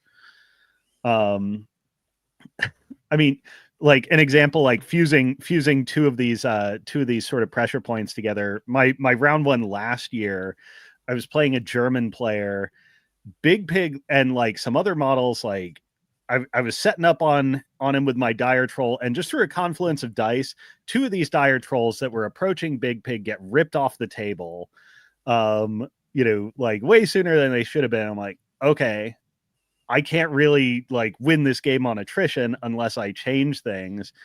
And, like, my opponent is so far up, he's probably not going to go for a caster kill on Shadow Tongue. So I'm just going to dump every single Fury I have into offensive spells every turn and try and equalize this. And it came down to a clock settlement. He eventually had to go for Shadow Tongue because the game, because I had managed to stabilize that attrition thing, and he just needed this game to end in 45 seconds. But yeah, it's so interesting to me that the layers to the win condition and how they, like, in practice and in your guys' consideration and how you analyze your games, these win conditions do not layer together in a way that's like immediately obvious from the statistical evidence. Yeah, absolutely. I mean, one of the things I've noticed in my choices in terms of winning the starting role within probably the last 6 months definitely is, with the exception of Color Guard and Best Laid Plans, I've been more regularly opting to go second when I'm given the choice, and sort of noticing that was the sort of the play pattern I was inherently naturally doing, was trying to do this sort of efficient sandpaper as much as possible whilst sort of biting and holding in the scenario, as Jacob put it earlier.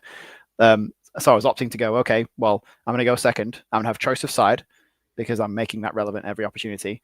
I'm going to, if my opponent deploys centrally, I'm going to heavily layer one flank intentionally by going second, and they can't see that I've done that because I've gone second. I'm going to have the last turn of the game, so I'm going to have the last say and scenario points, and I'm going to make sure that I play fast enough that I can do seven turns in an hour, and then just asking that question of my opponent, can you do that? And not all of them can. Right. Yeah. Well, and Chimera is also, it's interesting that you say you've been favoring going second. I kind of have as well. Best Laid Plans and Color Guard being the obvious exceptions, because they do heavily reward the first player just in their design. They do. But particularly for Chimera, if you are very patient, it is very easy to leverage things like your threat range, Ashira's control feat, the sheer intimidation factor of Kirax, to just maintain control of the momentum of the game. And even though you're a fast army, you don't necessarily mind giving away like the opportunity to claim board real estate, because your opponent can't really capitalize on it much. Like, if you let them claim ground, they're often doing so in desperation. And, if you're stacking a side or skewing heavily off to a side, they may even be claiming board that doesn't really matter or threaten you. Right. If I'm going second with my Trichimerax or any, whichever army, what I'm effectively saying is, during the opponent's turn 2, when they're going first, are you threatening all of the scenario objectives in such a way that my Trichimerax can't stand there? Because if you're not doing that, all I'm going to do is put the trike on the very back of the scenario objective, so that I will do the minimum necessary to not lose on scenario, and then we're going to continue to play the next turn, and then rinse and repeat whilst trying to remove balls from the table.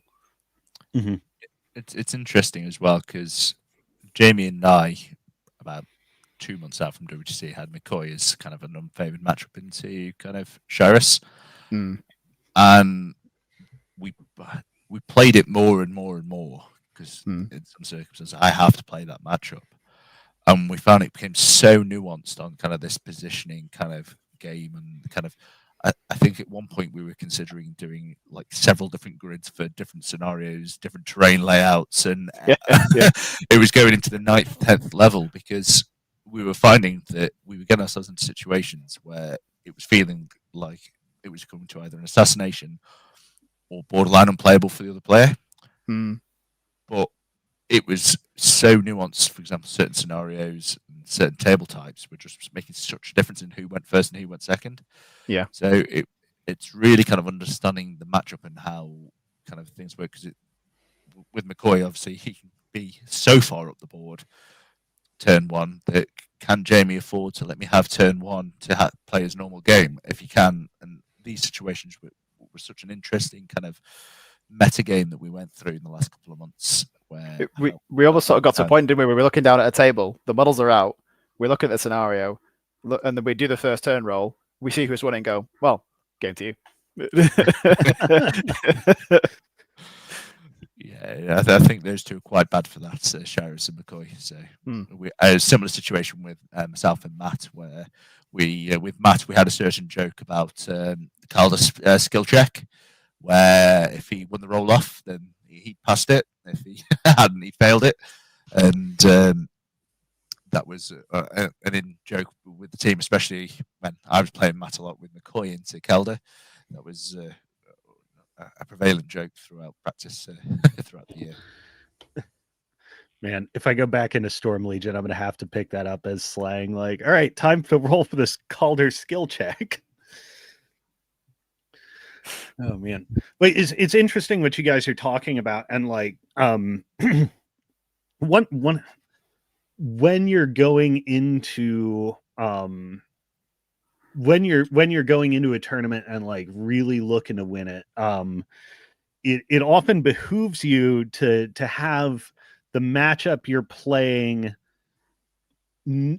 not just be the first time you're playing it, and even beyond that, not just the second time you play it, because there are layers that develop on top of a game, and a lot of layers it can be played at, like factors, like, and you will discover in iteration decisive factors like that Crix can't crack armor. For each of you guys, it's clear that you guys have been playing for that level of distinction and discernment in your matchups. What were your strategies for getting to that point, like in terms of volume of play, in terms of team communication to make specific matchups and games happen? Like, how did you guys go about prepping, to play on layer N of a matchup rather than layer 1 like this? Well, from my perspective, I'm quite a data hungry kind of captain. So with help from Jacob, I say help from Jacob, I gave Jacob a very rough idea of what I want, and he turns into a masterpiece of a spreadsheet. So we log all our games that we play to kind of understand kind of how things are progressing. I won't go into the nitty-gritty because it's boring, but we get an analysis of where things are starting to struggle, and kind of that's where I really encourage kind of players to kind of go play this matchup as much as you can. And Jamie and Matt, for example, played the Chimera Storm Legion matchup horrendous amounts of times, because we knew that kind of some of the pairing process would hinge on that. I mean, it was all for nothing at the moment because Jamie didn't play Storm Legion and Matt didn't play into Chimera, but both of those had played that matchup 20, 30 times. So they knew kind of that process. And the same with me and Jacob playing the Gravediggers, or the Gravediggers Brinebloods pairing and the Brinebloods Signar pairing. We knew that at times that was going to come down to kind of who played that matchup before. And I love to tell the story that kind of previous WTCs, when Jacob and I were actually on separate teams, there was an Assyria Boulder 1 matchup kind of at the end of Mark 3. And we played that matchup maybe 50 times to the point where we would both feel favoured going into anybody else, and that practice really paid off kind of into the future, and that's something I really tried to bring into kind of the team practice. I don't know whether you guys have got anything to add to that. So I really think that a big difference between sort of how we took the last month and a half before WTC this year was dramatically different to how we did it last year. I mean, on a small personal note, I had to work Gen Con the weekend before WTC last year. So I was doing multiple time zone hops, having worked a full convention. So I basically got 2 weeks where I didn't get to do any practice, and then was also doing jet lag. That's my excuse for doing terribly at that WTC. But also this time around, we had a really high level of sort of consistent games that we were getting in week to week to week, and then the lists were revealed, and I would actually say we stepped it up this time. So we continued to get that base level of games in, and then we were getting other games on top of that, where a lot of members of our team were switching to play other teams' lists to try and make sure that we sort of shone the light into those dark areas of elements where we thought we didn't have as much knowledge and skill. So I wasn't able to get that Crix game until Travis on the Friday of WTC. But I know that Gilva played quite a lot of games using those American Style Infernals lists because we were so used to Gilva's lists. I think he must have played half his games after list reveal using the American lists for the rest of us to play with. And one of those was absolutely critical for me personally, that me and Gilva played that game, because I then had a very specific plan going into the game with Justin Do when we came up against Condor in the fourth round. So we were trying to do that as much as humanly possible to play sort of different versions of lists. I think Leo Robinson also the Saturday before WTC was running one of the Belgian, I think it was Lauren's running the Belgian Helith list with the Phantasm for me, so that I could see how that worked properly. So we made sure that we were doing that a lot, trying to maintain our own levels of practice with our own lists, but also where possible trying to have sort of theoretical conversations about how things worked for how we would think other players' lists work, but also actually putting them on the table and going, all right, let's have a go with this. Let's see what we can learn by actually running these models around on the table. A huge shout out to Jim Knight as well. I was just about to say that, yeah. The poor Old Umbre punching bag for all 3 WTC teams. Jim plays a lot of games, and he was playing us all with Old Umbre. He must have, in those last few weeks, must have played 20, 30 games of Old Umbre, and just getting kind of, this is my anti-Umbre list, getting absolutely punched. He came out of going, I feel absolutely horrendous after being beaten 25 times out of 30, but I hope it's helped you guys progress, and I hope you're listening, Jim, because that's the shout out you're getting. Absolutely agree with that. Yeah, I've played in a virtual tournament with Jim, and he is like the patron saint of getting you prepared for matchups. Like Jim's great. I want to say he really helped me with the matchups. I think into Marc Andre. So I had my third round into Marc Andre's list, and I think if it wasn't for James Knight or Jimbo, I wouldn't have. I'm not sure if I would have won. Mm-hmm. That was Aslanov versus Zadaroth? Yes, that's correct. Ah, gotcha. Oh, get down. Sorry, I'm being harassed by animals as we record. Actually, that's interesting, Shilva, because you've brought Infernals the last 3 years, and like have basically just been running them continuously for a long time. Were there any games where you felt like you didn't have the proficiency advantage just by like length of play and familiarity, and was that one of them? In this WTC, so because James got me lots of reps, I was pretty okay into Circle. And the other thing I want to say thank you to Olaf, because I thought Gravediggers dropped Vargas into that, and apparently Chris told me like a couple of weeks before WC, nah, they drop Jakes, and I was like, Jakes, what does he do? And I was like, lucky enough, I had Olaf in one of the league games, and I was like, right, let's hope he drops Jakes. And so yeah, I had one game into Jakes, and I was like, right, okay, now I know how to play. So in the 4th game against Brand, I was pretty, I was very, very happy that I played Olaf, because without that practice into Jakes, I think that game would have been very different as well. Yeah, and that one was God, that one was a nail biter. I mean, for me watching at home and watching you guys hit like, my homeboys in the semifinals, it was like, oh, my heart's gonna break no matter which way this matchup goes. But as soon as you pulled it out against Condor, I'm like, I am 100% in on the England train. No reservations, take it down. But yeah, that game against Brandon was a really long one, and I mean, I think for anyone out there who is looking to play Infernals or looking to play Gravediggers, like, it is worth watching, because there's so many lessons in that game.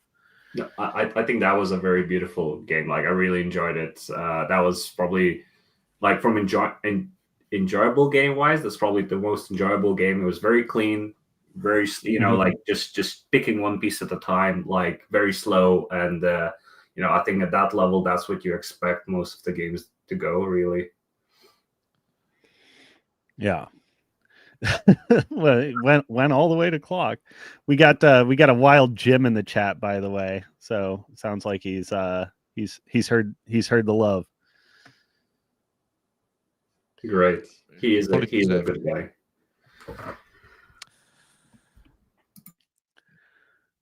Yeah. I guess any other comments on your guys' prep cycles?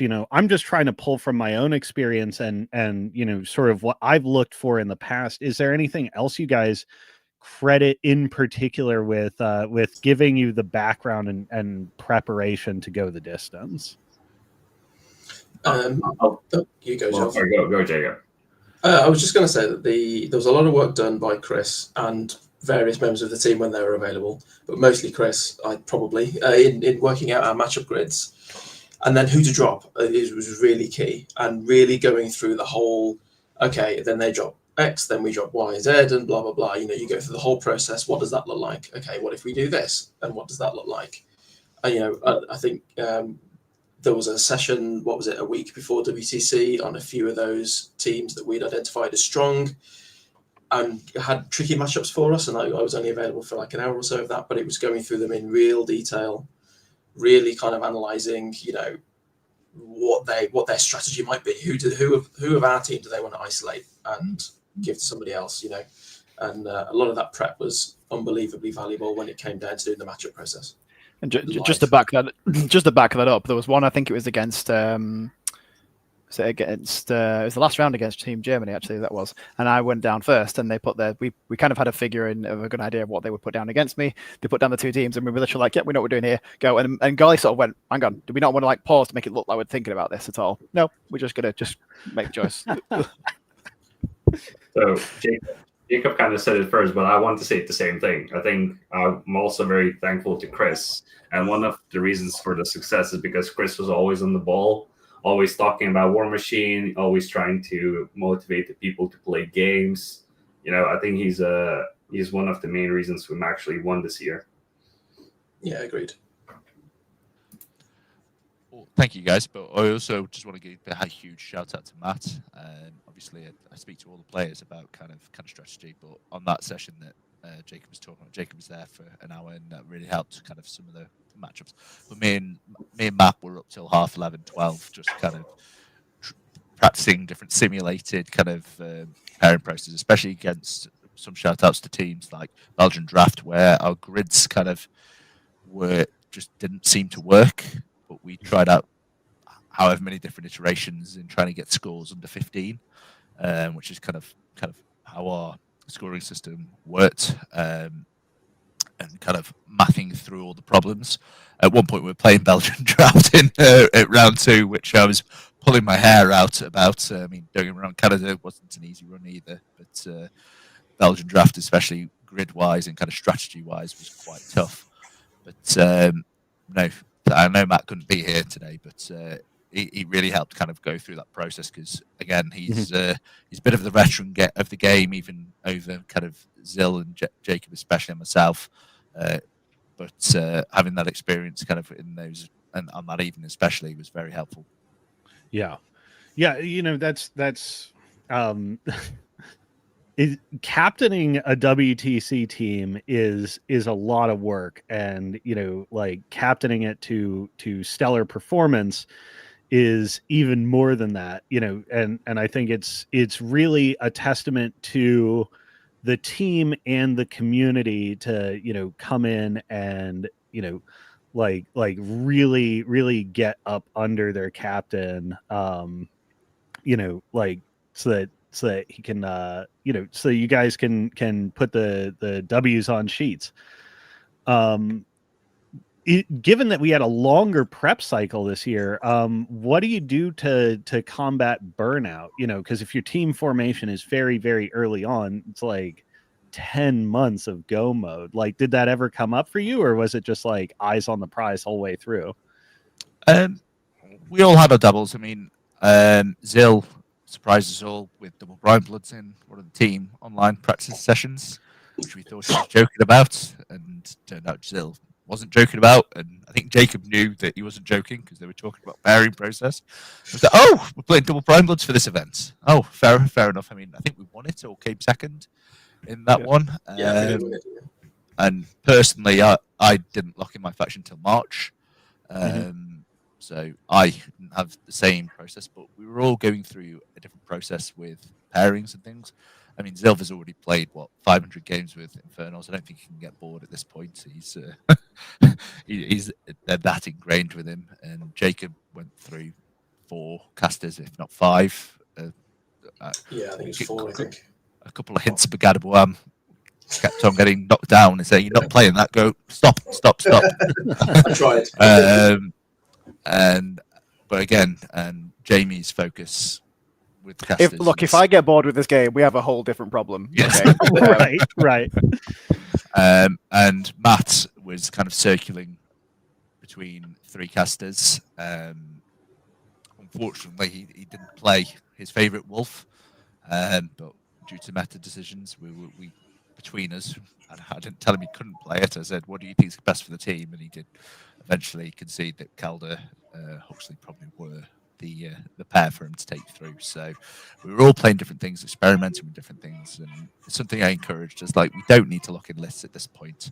We need to kind of focus on kind of what's good, what play into the evolving meta, and really kind of drill down into that pair kind of nearer the time when we need to start kind of focusing and really kind of pinpointing where we need to be playing, what we need to be playing.